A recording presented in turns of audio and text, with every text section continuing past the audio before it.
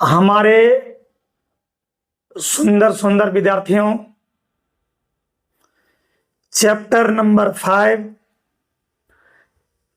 Continuity and differentiability NCERT book से हम शुरू से अंत तक पूरा लेक्चर भेज चुके हैं। वीडियो देख के पूरा एंजॉय कीजिए। अब मैं बात करता हूं chapter number 6 application of derivatives. इसमें पढ़ना 6.1 rate of change of quantities,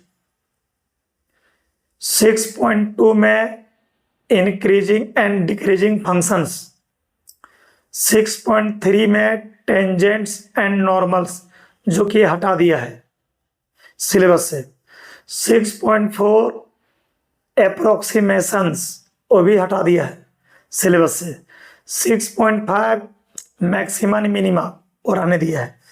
यानी चैप्टर 6 में 5 एक्सरसाइज में 2 एक्सरसाइज हटा दिया है, 6.3 और 6.4।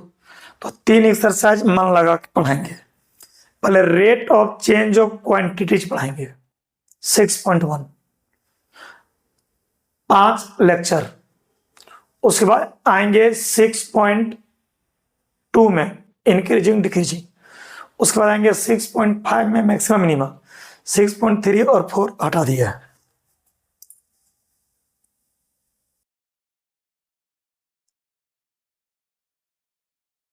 Rate of change of quantities,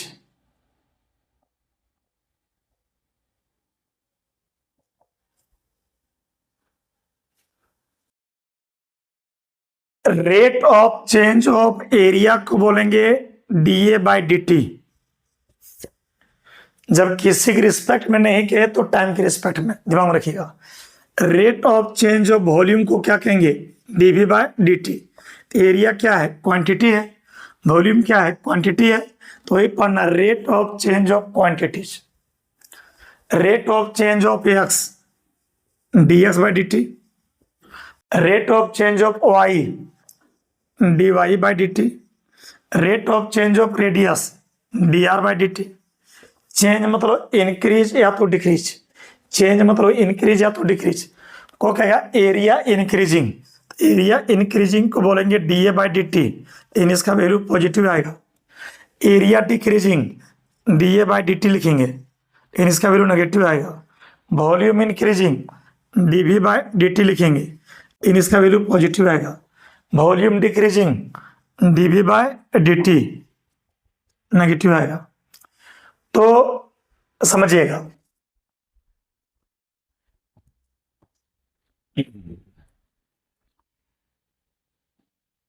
dx by D t को पढ़ेंगे rate of change of x at any time t. बोलने की जरूरत नहीं, लेकिन बोल सकते हो। इसको पढ़ेंगे rate of change of x at time T लिखना जरूरी नहीं है। जब चेंज बोल दिया तो जानना टाइम के रिस्पेक्ट में है। नंबर 2 क्वेश्चन बनाएंगे, समझ में आएगा। D Y by D T क्या पढ़ोगे? बोलो, rate of change of Y. बस हो गया। एट टाइम टी लिखना जरूरी नहीं, एट टाइम टी लिखना जरूरी नहीं है। Number 3 d Y by d x को d Y by D t लिख सकते हैं और d x by D t लिख सकते हैं। इसको पाएंगे rate of change of x, sorry x नहीं वाई, एट टाइम टी लिखने की जरूरत नहीं। इसको पढ़ेंगे rate of change of x at time t लिख भी सकते हो, नहीं भी लिख सकते हो। अब rate of change of quantities का क्वेश्चन हम कम से कम 20 बार लिख लिख सिखाएंगे, लेकिन rate of change of quantities पढ़ाने के पहले कुछ हाई स्कूल में पढ़ा हुआ रिजल्ट है, जिसको आप लोग याद रखिएगा। लिखिए नोट, नंबर फर्स्ट लिखिए स्क्वायर।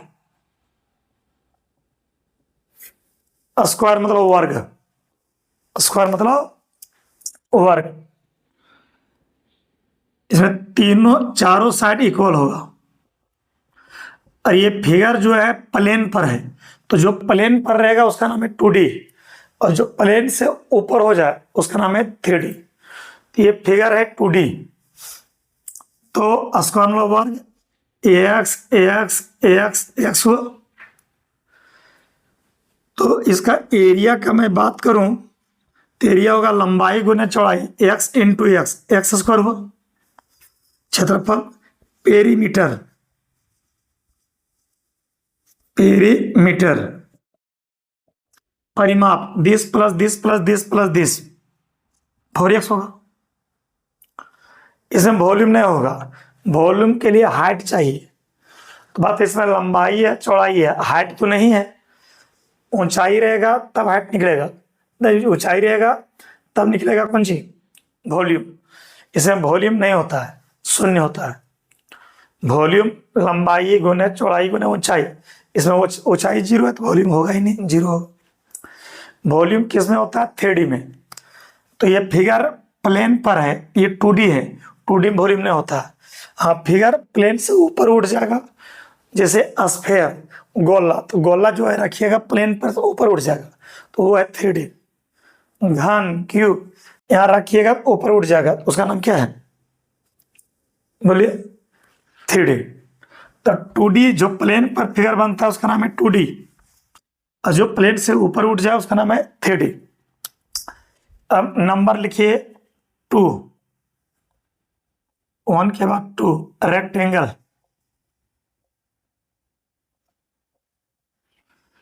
रेक्टेंगल मतलब का हिंदी होता है आयत। लेंथ एक्स, ब्रीथ वाई, लंबाई एक्स, चौड़ाई वाई। ये भी 2D है क्योंकि प्लेन पर है, 2D में वॉल्यूम नहीं होता है। एरिया का मैं बात करूं, लंबाई गुने चौड़ाई एक्स इंटू वाई। पेरीमीटर परिमाप, this plus this plus this plus this, परिमाप मतलब पूरे माप। This plus this plus this plus this, X X 2x Y Y 2y, तो 2x plus 2y 2 common, X plus Y हम लोग याद भी रखे थे, 2 इंटू लंबाई प्लस चौड़ाई। इस रिजल्ट याद रखिए, 10 रिजल्ट कम से कम लिखेंगे। Number 3, equilateral triangle.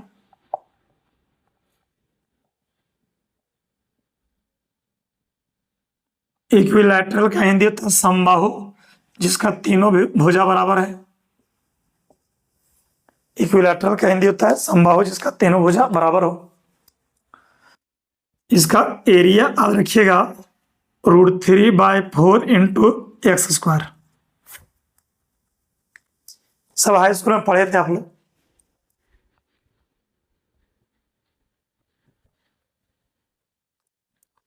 3 के बाद नंबर 4 लिखिए, सर्कल। सर्कल मतलब वृत्त, वायर से भी जो बना सकते हैं। रोटी को वृत्त कब कहिएगा, जब उसका पूरा थिन होगा और पतला होगा। ये हुआ आपका सर्कल जो प्लेन पर रहे। मान यहाँ 10 गो सिक्का रख देंगे, तो 10 गो सिक्का रख देंगे तो वो सर्कल नहीं हुआ, वो हुआ सिलेंडर, बेलन। सिक्का भी रखिएगा तो पूरा पतला, हाइट 0 होना चाहिए। ये सर्कल प्लेन पर आता है यानी 2D है। इसका नाम है सेंटर, इसका नाम है रेडियस। सी का नाम सेंटर, आर का नाम रेडियस, और ये पूरे ले लीजिएगा पूरा, तो ये डायमीटर होगा।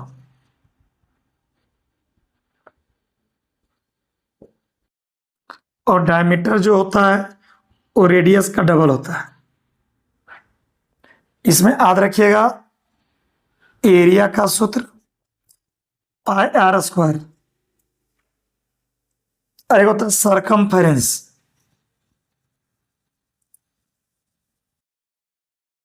सरकमफेरेंस, सरकमफेरेंस परिधि। तो ये जो तार का लंबाई है, ये तार का जो लंबाई है, ये तार का लंबाई को बोलते हैं परिधि, सरकमफेरेंस, परिमाप।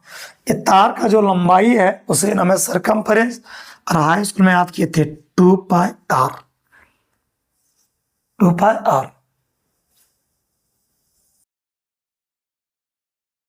अब मैं बात करता हूं number 5, semi circle. Semi circle और अर्धवृत्त। तो ये हुआ सर्कल, आधा हटा दीजिए तो जो बचा वो सेमी सर्कल हुआ। ये हुआ रेडियस, ये भी होगा रेडियस, ये है सेंटर। इसमें जो होता है एरिया, ये पूरे का होता है पाई आर स्क्वायर। तो ये आधा लेंगे तो 2 से भागा देंगे।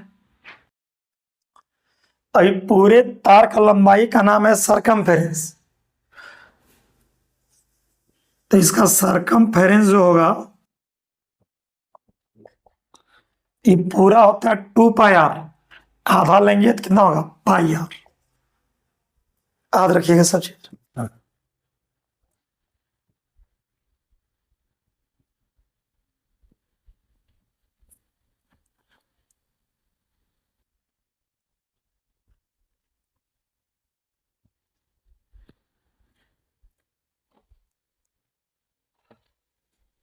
नंबर 6,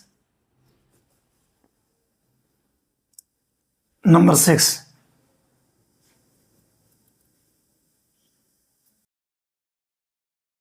लिखिए क्यूब।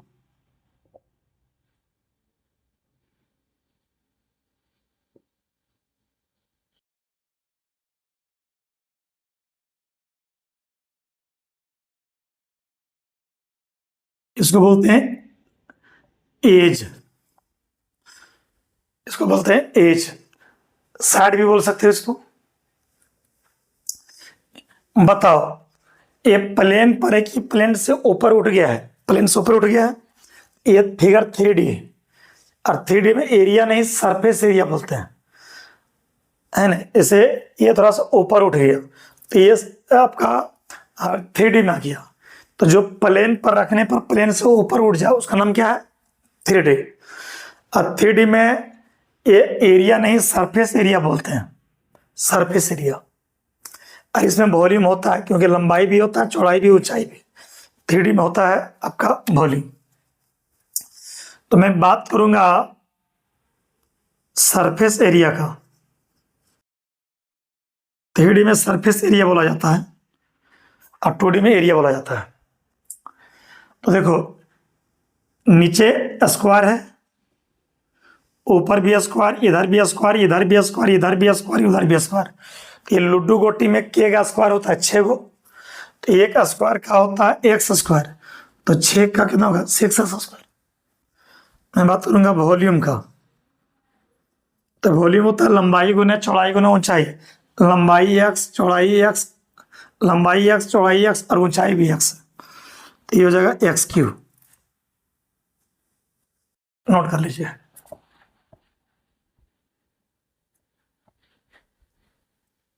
नेक्स्ट नंबर 7 लिखिए सिलेंडर। सिलेंडर में होता है बेलन। बेलन देखिए, एक बेलन इस तरह का होता है, नीचे ओपन, ऊपर भी ओपन, नीचे ओपन, ऊपर भी ओपन। ये हो गया हाइट, ये हो गया रेडियस। ये है आपका सिलेंडर, और सिलेंडर है 3D। 3D में एरिया नहीं बोलते हैं, सरफेस एरिया बोलते हैं। वैसे सरफेस एरिया तुम एरिया बोल सकते हो, लेकिन 3D में सरफेस एरिया ही लोग बोलता है, और 3D में वॉल्यूम भी होता है। इसका आप लोग सरफेस एरिया पढ़े थे, 2πRH सरफेस एरिया, 2πRH आया। और बात करेंगे वॉल्यूम का, इसका होता है πr²H, याद रखिएगा। नंबर 2 हो सकता है नीचे क्लोज्ड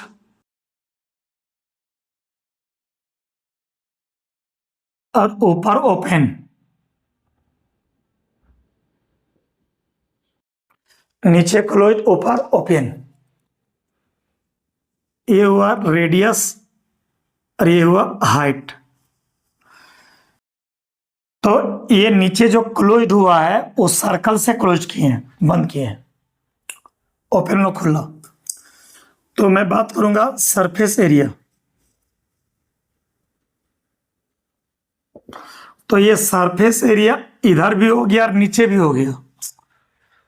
इसे सरफेस एरिया ही पूरा हो गया और नीचे सर्कल बंद के ढक्कन। तो इसका होता है 2πRH, और नीचे तुम जो ढक्कन बंद किया उसका नाम है πr²। सर्कल का एरिया πr। अब मैं बात करूंगा वॉल्यूम का। वॉल्यूम का सेम रहेगा, πr²H। अब लिखिए नंबर 3,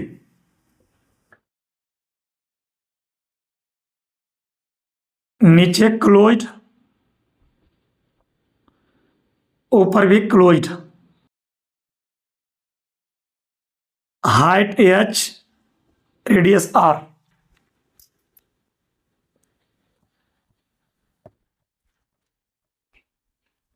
सब लिख लोगे विद्यार्थी?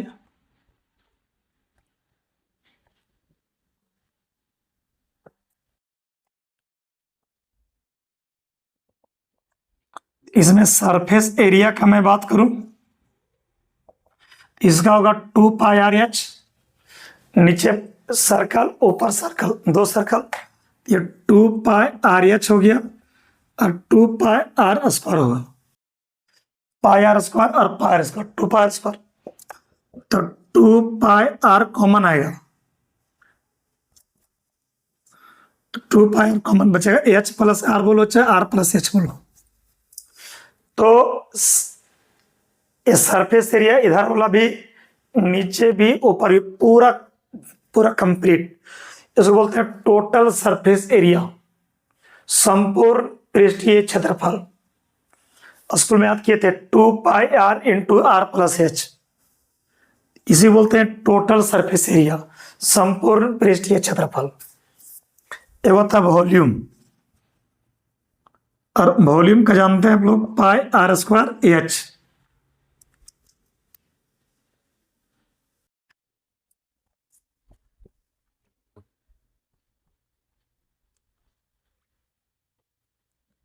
अब लिखिए नंबर 8, कोन। कोन का हिंदी शंकु, ये भी 3D है।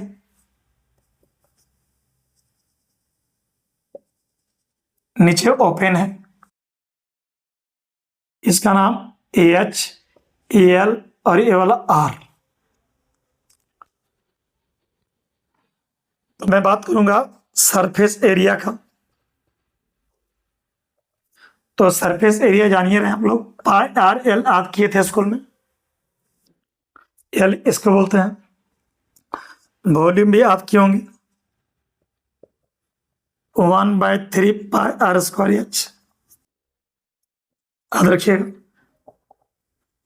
नेक्स्ट, हो सकता है नीचे क्लोज्ड हो, AH हो गया, AR हो गया, AL हो गया, नीचे क्लोज्ड है। तो बोलो सरफेस एरिया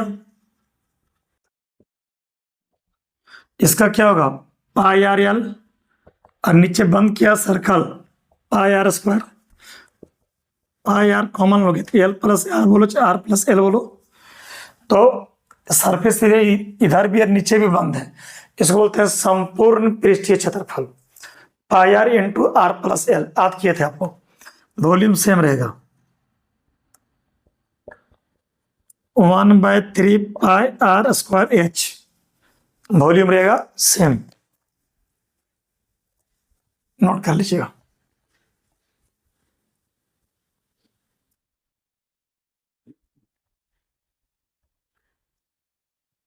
अब आते हैं नंबर 9, स्फेयर। स्फेयर हम लोग गोला, और वो 3D है। ये हुआ स्फेयर।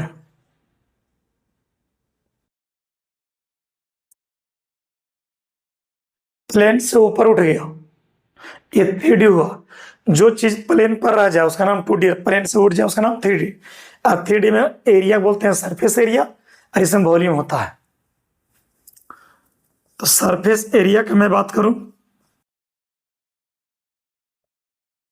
4 पाई आर स्क्वायर याद रखिएगा, और वॉल्यूम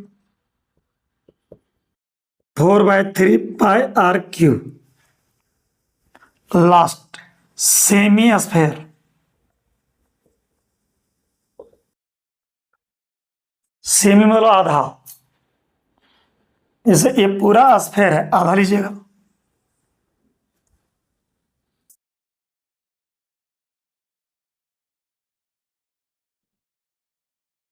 तो सरफेस एरिया जो होगा, ये पूरे का हो गया 4 पाई आर स्क्वायर, आधा का कितना होगा, 2 पाई आर स्क्वायर। वॉल्यूम, ये पूरा का 4/3 पाई आर क्यूब, आधा का आधा होगा 2/3 पाई आर क्यूब। तो आज का जो लेक्चर है, लेक्चर 1, वो 10 जो रिजल्ट लिखे हैं इसको आप लोग याद रखिएगा।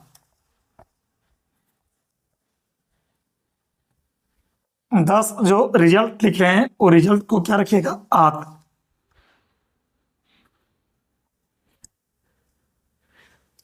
लेक्चर 2 में क्वेश्चन बताएंगे आपको,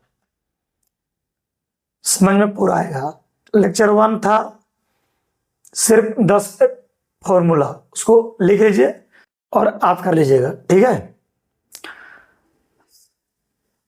ठीक विद्यार्थी।